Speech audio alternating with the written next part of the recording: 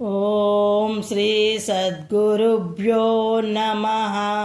అద శ్రీమద్భగవద్గీత షష్టమోధ్యాయః ఆత్మసంయమయోగః. దీనినే ధ్యానయోగమని చెప్పుదురు. 25వ శ్లోకము.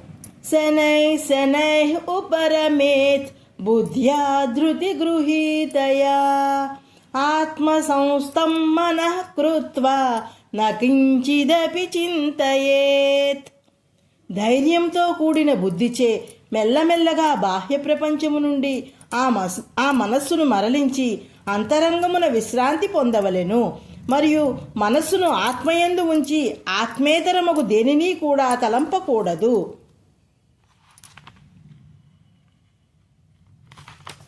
ధ్యానం ఎట్లు చేయవలయునో ఆ పద్ధతిని ఈ శ్లోకమున చెప్పుచున్నారు. లాలయేత్ చిత్త బాలకం అని వశిష్ఠులు చెప్పినట్లు మనస్సును బాలుని లాలించి పాలించి బుజ్జగించి వివేకముతో నెమ్మదిగా దానిని బాహ్య ప్రపంచము నుండి మరలించి అంతర్ముఖము చేయవలెను. Slow and steady wins the race అను ఆంగ్ల సామెతను అనుసరించి మెల్లమెల్లగా సాధించుచూ వచ్చిననే జయము సంప్రాప్తించగలదు. ఓం తస్సత్. హరి ఓం. శ్రీ గురుభ్యో నమః. హరి ఓం.